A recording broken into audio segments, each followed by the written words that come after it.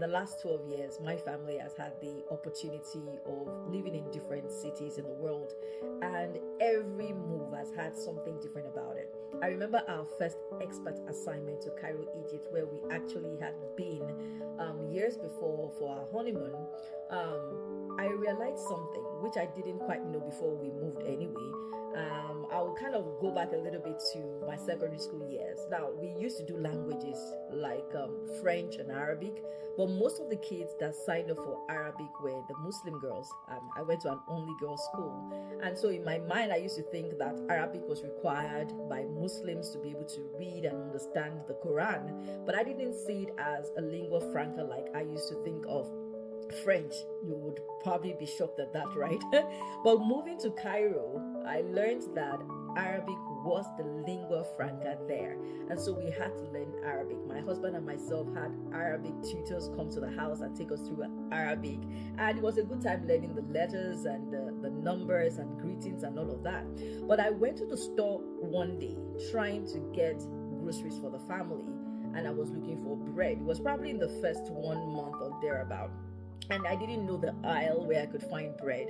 And so I thought that if I asked someone and probably say bread, because I thought that bread in English, everybody could know it. They would know it easily. And I asked, oh, I'm looking for bread. But I kind of tried to use sign language and I said bread. But I must have asked like 4 people in the store for bread, and at that time there was no translator, so I'm sure a lot of people will say, oh, you could have just used your phone and translated. There was a translator was not a thing then, or maybe if it was, I didn't know about it and I didn't have it on my phone, right?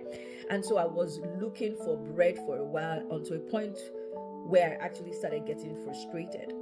And it was really quite interesting when I finally found someone who understood what I meant, and I finally got to pick what I wanted, and I left the store just thinking, this is just challenging, right? There is a language that people are speaking in the new space that you're going into. It could be a new job, it could be a new industry, it could be a new city, it could be a new town.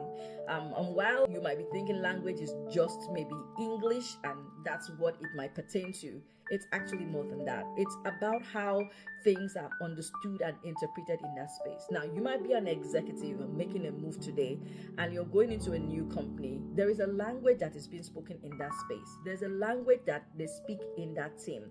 Now, the responsibility is for you to be able to understand that the language that you are familiar with might not necessarily be the same as the space where you're going into, and you have to do the work. But the work you need to do is understand that this difference would exist, be aware that you need to do something about it, and do the work you need to do to quickly understand that language, and to understand that you also need to make yourself understood when you're expressing yourself.